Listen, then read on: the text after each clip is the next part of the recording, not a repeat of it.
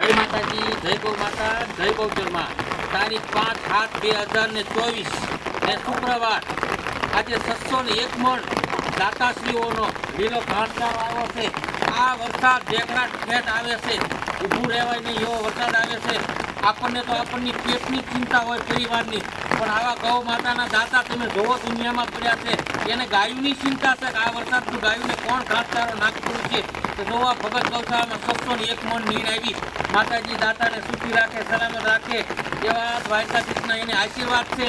પણ દ્વારકાધીશ એની ઉપર એમની દ્રષ્ટિ વરસાવતો રહે. મારા બાપ સલામત રહો.